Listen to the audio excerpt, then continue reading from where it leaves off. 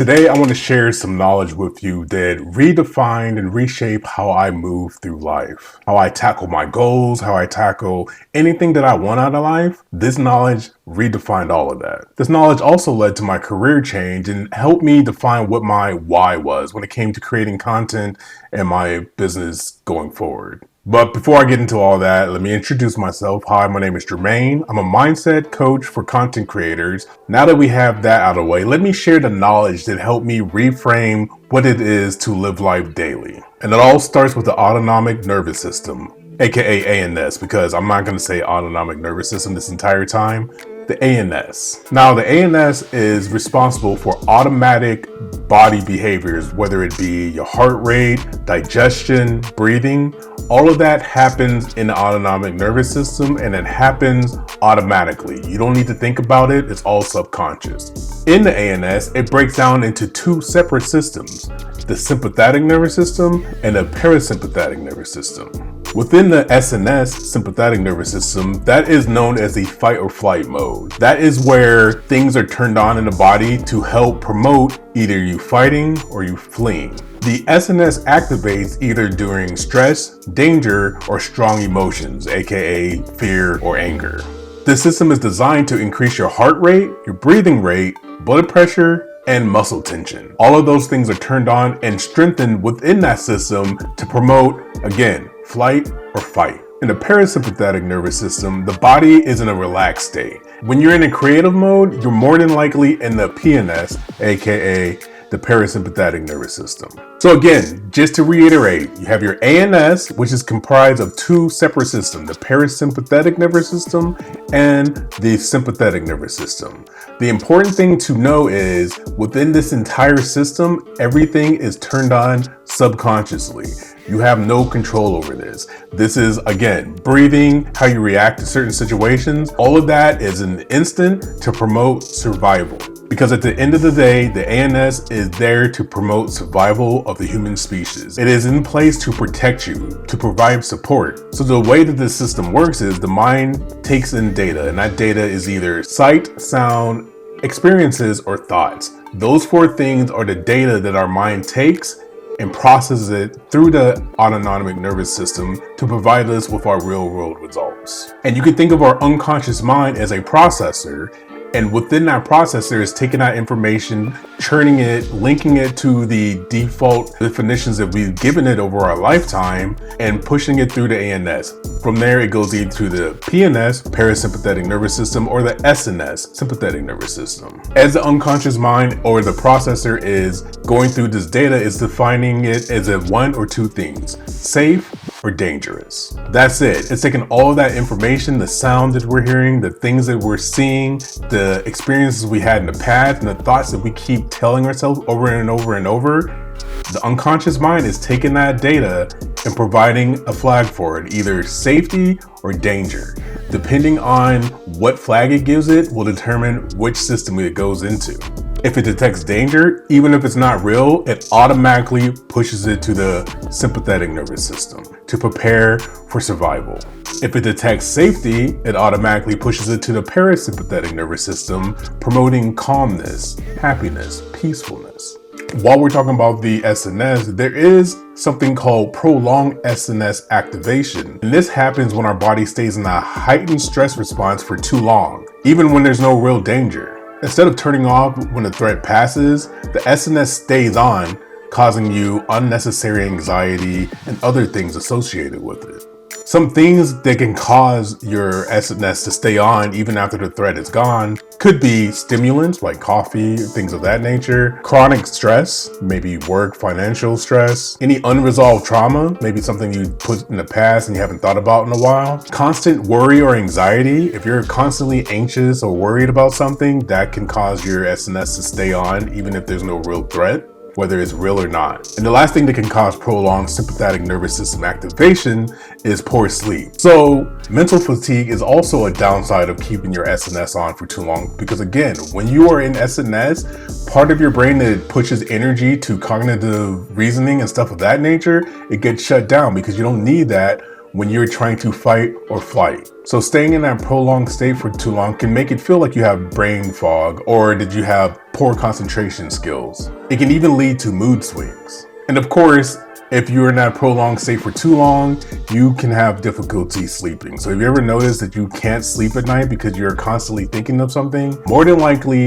your SNS has not been deactivated. There are no real threats for you at that time. So with all that being said, I've said it a number of times, all of this happens subconsciously. We don't have control over it, which is not fully correct. The ANS takes its marching orders from another system, which is called the Reticular Activating System.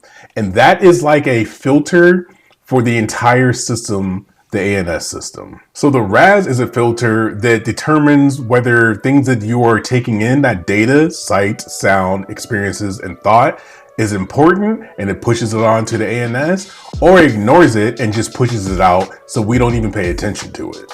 For example, if you're constantly focused on threats, the RAS is going to be hyperactive against threats. Therefore, any threat that comes in is going to push that directly into the SNS system. But if you're focused on opportunities and safety, the RAS filters out positive things that will help you grow and push towards that goal, aka pushing it to the parasympathetic nervous system. So essentially, the RAS reinforces whatever you've been thinking, whatever you've been telling yourself over and over and over.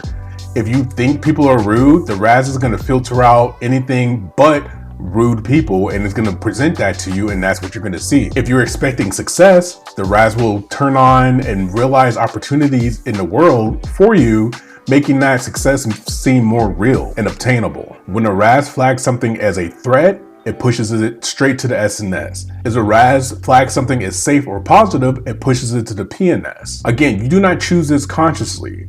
The RAS takes care of this without any input from us.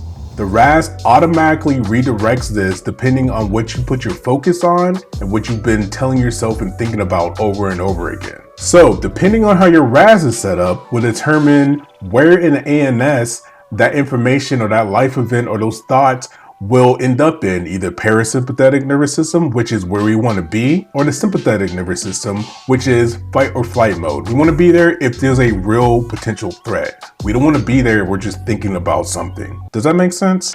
So as you can see here, I put together a little chart. First thing is data comes into the system. That data being sound, thoughts, sights, and experiences.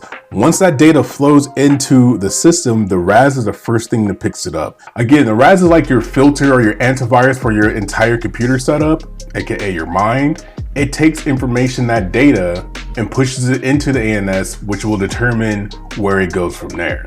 So again, RAS, Reticular Activating System, it can be manipulated and it assigns one or two flags, either danger or safety. Once that's complete, which again, all this happens unconsciously, it goes into the Autonomic Nervous System where it lands in one of two buckets, the SNS, which is the fight or flight mode, or the PNS, which is the rest and digest mode. In the SNS, you experience emotions like stress, anger, and anxiety. Again, we only want to feel those if the threat is real. If we're only experiencing these threats in our mind, then we can fix that. And the PNS is rest and digest, and you feel feelings like creativity, calm, focus, and connection when you're in that PNS system. Now, all of that leads to your reality.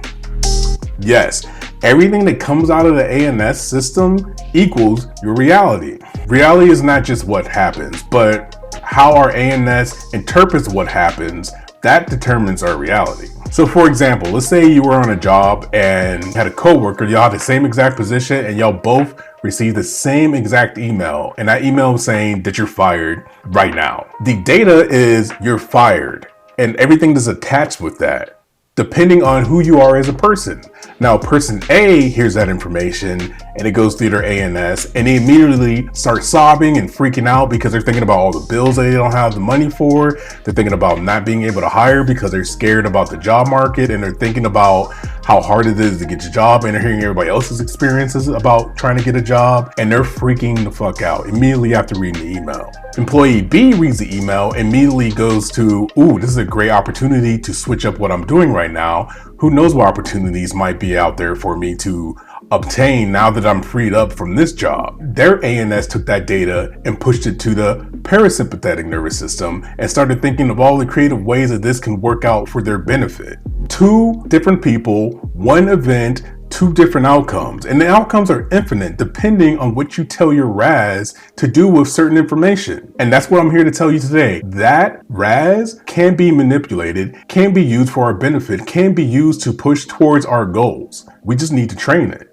And that's the knowledge that led me to where I am today. In December of 2021, January 2022, that's what ultimately started my shift from going through life basically as a robot to where I am today. During that period, my self-identity, who I thought I was as a person, my character was all put into a blender. I was shattered. Of course, during that time, it was still heavy COVID mandates and I was forced to go back into the office. And I remember the day that I had a panic attack because nobody at the office was respecting the 6-foot rule, or I had an office because I was a manager at the time. People were coming into my office with no mask on. Oh, this is a joke, blah, blah, blah. While people in the office were getting sick and people were dying, they were just like, no, this ain't real. Panic attack ensued. Another event that led me to understanding that my identity is dependent on what I think about myself and not what others. I allowed somebody to tell me what I was worth. I allowed somebody to make me doubt my skills,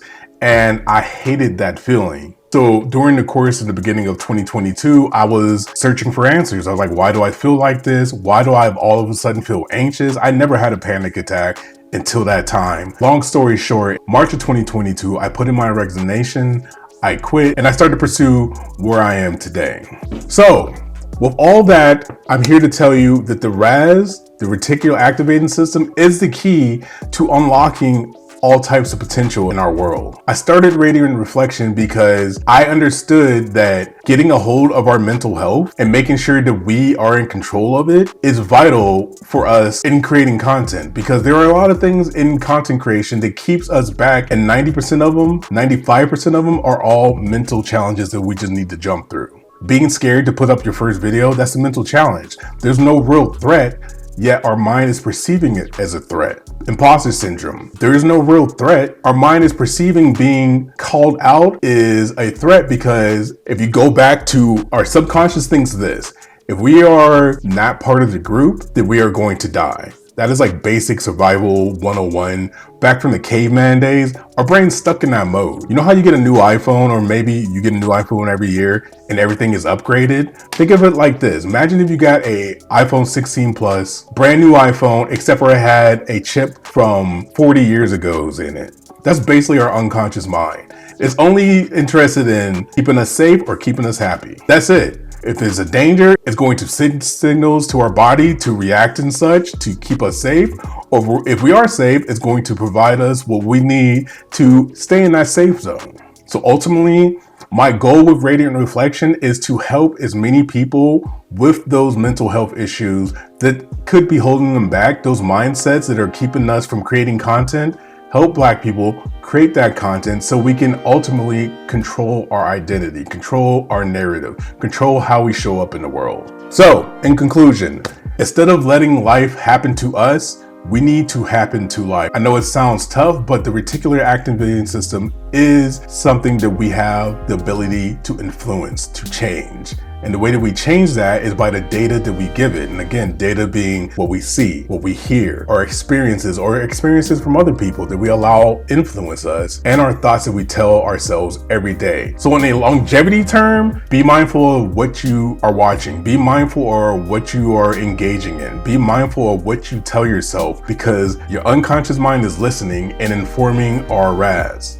Be mindful of the music you're listening to, because unconsciously that music is informing your RAS and is forming opinions, beliefs, thoughts. And based on that, it's going to determine how you feel about life and your reality. But in the short term, if there is something like phobia, or if you're having issues being consistent with creating content, or you feel this tightness in your chest when you think about going live on Twitch or any of these social media platforms, hit me up. Radioinflection.biz, go set up a discovery call and let's tackle some of these stucknesses that are keeping you from being amazing in your content. And one reason why people have an issue with showing up authentically in their content is because they're scared. They're scared that they're going to out themselves and be in an island by themselves, which to our unconscious mind means we are going to die. It means danger. If we flip that script, which is 100% possible, is how I got where I am today, is why I'm so happy with my life, why I'm so grateful for everything that I have, because we can flip that RAS to supercharge our dreams. We can flip that RAS so we are entirely different. We can be the people we want to be, that we were pushing towards, if we only capture and take care of our mental health. So if that resonated with you, definitely hit me in the comments below and let me know I want to change or I need help, and I'll reach out and we'll make this happen. But that was it. The autonomic nervous system in conjunction with the reticular activating system is how we can change and mold what our brains are doing to benefit what we are chasing in the world. Hope that made sense. There will be more videos on this subject coming soon. I just gotta do a little more research, like how outside environments can, without our knowledge, infect our RAS. But yeah, that's it. I hope y'all had fun. Appreciate you listening, and other than that, I'll see you in the next one. Peace.